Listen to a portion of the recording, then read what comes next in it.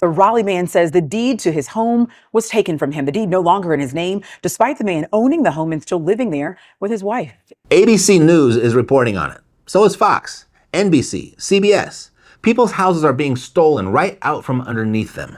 And it's remarkable how easy it actually is. Today, I'm going to show you the 5 documents homeowners are quietly filing so they're not the next headline victim. 5 documents. Most of them are free, one afternoon, and your home equity becomes dramatically harder to reach by fraudsters, creditors, or, unbelievably, your own county. And I know that sounds like a lot of promise for one afternoon, so let me give you one right now. Go to your county's website and search Property Fraud Alert Sign-up. Most counties have it, free email notification. It alerts you within 24 hours if anyone records anything against your property. Deed, lien, transfer, anything. Takes 5 minutes, costs nothing. That is document 2. Here's what I haven't told you yet. There's a reason I'm starting there, because document 2 is the one that would have saved a retired teacher in Clark County $4,000 in legal fees. And it existed the entire time she was fighting to prove she still owned her own house. That story is where this really starts. Someone had forged a deed on her house, walked it into the county recorder's office, filed it, and the county accepted it. No questions asked. It was done. Told you it was easy. By the time she proved she still owned her own home, she was $4,000 in legal fees deep. The fraud alert program that would have caught it in 24 hours, it was free. It existed the whole time, and nobody told her about it. So here's where you stand right now. If you own your home, especially if it's paid off, you are the most attractive target on the block. Not the renter next door, not the guy with the underwater mortgage. No, you. Your paid off house isn't a fortress. It's an unguarded vault. And today, I'm going to show you these 5 pieces of paper that virtually locks it up. In fact, I'm going to give you all 5. And I don't need your email address or anything like that. There's nothing to buy. I set up a public service website just for you with step-by-step instructions, downloads, and all. My gift to you. You know, Dave Ramsey built a career telling you to pay off your house. And for a broke 32-year-old drowning in consumer debt, that advice is right most of the time. Clean, simple, certainly would not hurt. But here's what Ramsey never tells you about the finish line. Once that mortgage is gone, once you've done the baby steps, had the debt-free scream and the celebration, your home now becomes the most exposed asset you own. Because here's what a paid-off house looks like to the wrong people. It's searchable in public records. The equity is visible. There's no lender lien on it protecting the ownership chain. And statistically, the owner is over 55, possibly living alone, and has never heard the words Homestead Declaration. And if they have, most likely don't know what it is or what it's for. And we'll begin there. Document number 1, the Homestead Declaration. I'll use Nevada as an example, because every state's a little different. You see, when you file a homestead declaration at your county recorder's office, state law protects up to $605,000 of your primary residence equity from most unsecured creditors. Medical bill collections, civil judgments, personal loan recovery firms, they cannot touch that equity. 1 page, notarized, filed at the recorder, free in most states. But here's what it does not do. It doesn't stop mortgage foreclosure, doesn't stop the IRS. Those creditors, they've got their own lane entirely. But the judgment from the slip and fall lawsuit, the medical collection firm that just got a court order, that equity can become legally off limits before they ever find it. The number varies dramatically by state. Florida and Texas protect unlimited equity on your primary residence.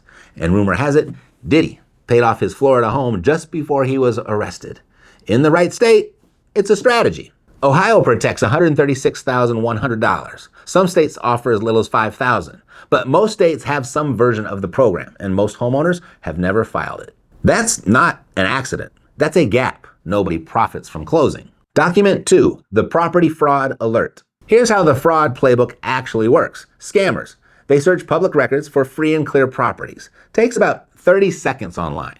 They find older owners. They forge a deed. They walk it into the recorder's office, and the county accepts it because in most counties, documents are filed first and verified never. Then they either pull a hard money loan against your property or they try to just sell it outright. The sign-up takes 5 minutes and costs nothing. Now here's the part that should bother you. Your county has your name in their property records, and they've never once sent you a letter about this program. Not sure why that is, but there's probably a reason, and the answer would most likely be unsettling. Document 3, enhanced title insurance. Your standard title insurance policy, it's rear-facing. It covers defects that existed before you bought, forgery that happened before closing, hidden liens from a previous owner. It's a rear-view mirror on a car that's still moving. An enhanced owner's policy faces forward. It covers forgery of documents after closing, identity theft transfers, fraudulent deed conveyances that happen next year or 5 years from now. And in most cases, it covers the legal fees to fight it, which can run $20,000, $40,000 or more. Most homeowners accepted whatever policy the title company put in front of them at the closing table without knowing that other options existed. That's worth one phone call this week. Ask your title company, is my current policy standard or enhanced? If it's standard, what does an upgrade cost? That's document 3. And does it protect you from every fraudster? No, not really, but here's the part that smart homeowners are catching on to right now. Once all of those filings are in place, the more things that you file, you become a puzzle that's too expensive to assemble. Creditors, fraudsters, collection firms, they're running a business, and their business depends on easy targets, the low-hanging fruit. And when there are enough legal layers between your assets and whoever's looking, they move to the next house on the list. They always do. Now, document 4. This one's specifically for your non-primary real estate, not your home. Rentals, investment properties, anything that isn't your homestead. And I'm talking about the LLC. And you can achieve a similar type of defense for your primary residence with a trust. They can both protect your property the same, but in very different ways. You see, when you own a property in your personal name as a sole proprietor, a judgment against you from anywhere for anything puts everything into the same legal pot. Your rental property, your savings, your car, one lawsuit, one pot, everything's on the table. A properly structured LLC, it creates a wall. A judgment against the LLC generally stays inside the LLC. A personal creditor coming after you personally generally cannot reach into the LLC's assets. 2 separate pots with a legal wall in between. Now, where the trust is different, it merely conceals your identity. So the idea here is if they can't find your assets, they can't take your assets. And it's not uncommon to use them both together. But, and I'll say this once, a badly structured LLC is worse than no LLC. You need an operating agreement that actually separates the entities. You need the deed titled in the LLC's name. You need to treat it like a separate business, not a shell. Done right, it works. Done sloppily, it gives you false confidence and no actual protection. And that conversation belongs between you and an attorney who knows your state. And there's a link in the description that will help you walk through both the LLC and or trust conversation for your own state. Document 5, the tax redemption window. This is the one that should make you sit up. In 2023, a case called Tyler versus Hennepin County reached the Supreme Court.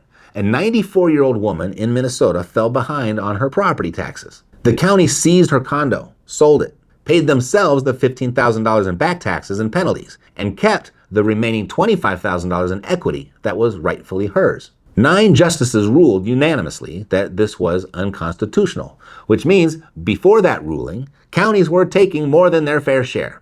Not allegedly, on the record, and the Supreme Court had to step in and call it what it was. The ruling changed the law. States are now required to return surplus equity after a tax forfeiture sale. But here's where it gets uncomfortable. States are implementing this at wildly different speeds. Some haven't fully updated their statutes. Some states haven't even started.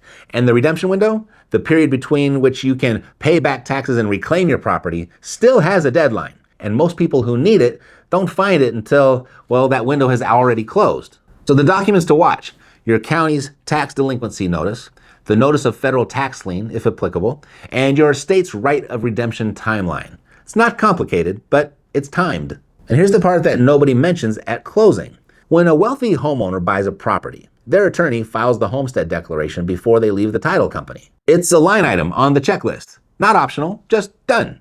Their investment properties sit in entities. Their title policy gets negotiated, not accepted off the shelf. None of this requires a team of lawyers. It requires treating 5 pieces of paper as non-negotiable instead of optional. The gap between their outcome and yours, it's not money, it's just the checklist. And the advice you were handed, it stopped at the mortgage payoff. So here's what I want you to do, if you need to, if you want to. I put together this free resource for you. The link, it's down below in the description, or you can scan this QR code here on the screen right now, and you're going to find there step-by-step instructions for all 5 documents, downloadable forms where they're available, and I don't need your email address. There's nothing there to buy, just all the information in this video organized in a way so you can actually use it. And it's designed for someone who wants to handle this themselves this weekend. And if at some point you decide you do want some professional help taking it further, there are options for that too. But the DIY path, it's complete. Everything you need is there. Now here's the part I didn't tell you at the top. These 5 documents, they matter on a normal day. They matter a lot more when the conditions around you are deteriorating. And right now, there are 6 separate systems failing in this country that look completely unrelated on the surface. Different stories, different headlines, different news cycles. But here's the thing, they're not separate, they're connected, and every single one of them has a price tag that's landing on your front doorstep. I mean, I'm talking about your gas bill, your Medicare, the deed to this house we just spent 10 minutes talking about how to protect. So I pulled that video out here for you to watch next, because once you see how those 6 dots connect, the urgency behind everything that we just covered, it stops feeling theoretical. The window to file these documents, it's always been open. It just isn't open indefinitely. And that video, it shows you exactly why the clock is ticking. It's right here. All right? God loves you, and so do I. I'll see you there.